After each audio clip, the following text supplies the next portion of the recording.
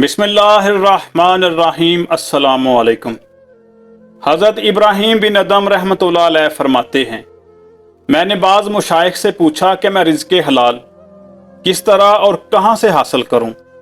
मेरे इस सवाल पर मुशाइख कराम ने फरमाया, अगर तू रिज़्क़े हलाल का तालब है तो मुल्के शाम चला जा, वहाँ तुझे रिज़्क़े हलाल कमाने के वसाइल मुयस्सर आ जाएंगे। मैंने मुल्के शाम की तरफ कूच किया और उसके एक शहर में पहुंच गया। वहां मैं काफी दिन रहा और लोगों से पूछता रहा कि मैं कौन सा काम करूं जिसके जरिए मुझे रिज़्क़े हलाल हासिल हो और उसमें किसी किस्म का कोई शुबा ना हो, लेकिन मेरी सही तरह से कोई रहनुमाई ना कर सका। मिलाकर मैंने अपना मसला वहां के मशाइख की खिदमत में पेश किया तो उन्होंने फरमाया, अगर तू रिज़्क़े हलाल का तालब है तो तरतूस नामी शहर में चला जा, वहां इंशाअल्लाह तुझे कस्बे हलाल के जरिए रिज़्क़े हलाल मुयस्सर आ जाएगा। चनाचे मैं तरतूस शहर पहुंचा और वहां अपने मकसद की खातर इधर उधर घूमता रहा। एक दिन मैं साहले समंदर पर गया ताकि वहां कोई काम तलाश करूं जिसके जरिए रिज़्क़े हलाल हासिल हो सके।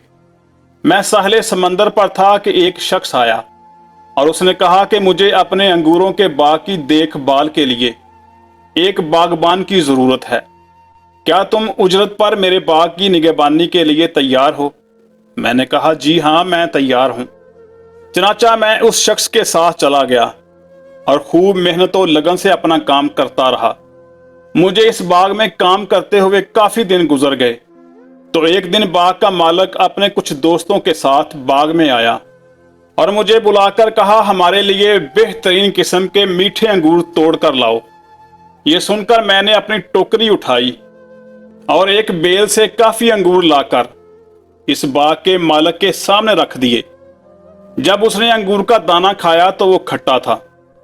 उसने मुझसे कहा, ऐ बागबान, तुझ पर अफसोस है, क्या तुझे हया नहीं आती कि तू इतने दिनों से इस बाग में काम कर रहा है और अभी तक तुझे खट्टे और मीठे अंगूरों की पहचान ना हो सकी, हालांकि तू यहां से अंगूर वगैरह खूब खाता होगा।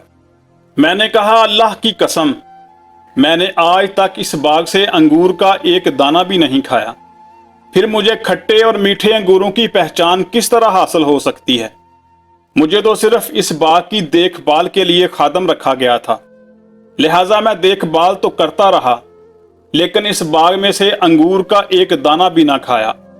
हजरत इब्राहीम बिन अदम रहमतुल्लाह अलैह से यह जवाब सुनकर बाग का मालिक अपने दोस्तों की तरफ मतवज्जा हुआ और कहने लगा, तुम्हारी क्या राय है? क्या इससे भी ज्यादा कोई अजीब बात हो सकती है कि एक शख्स इतना अरसा तक बाग में रहे और फिर इतनी ईमानदारी से रहे कि वहां से एक दाना भी ना खाए?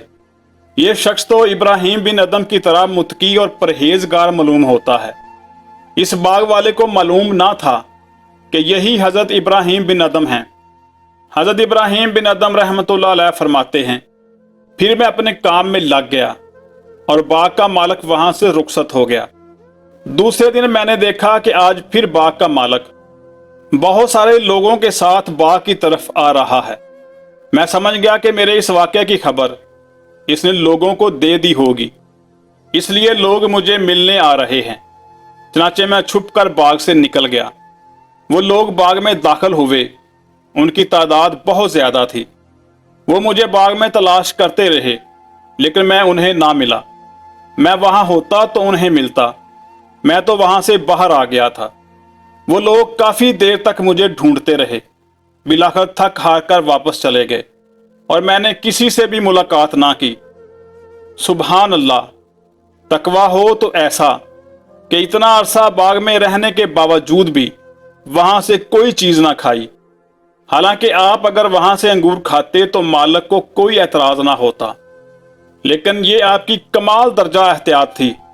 अल्लाह पाक इनके सदके हमें भी तकवा परहेजगारी की दौलत से माला माल फरमाए और इसके हराम से बचने की तौफीक अता फरमाए। आमीन।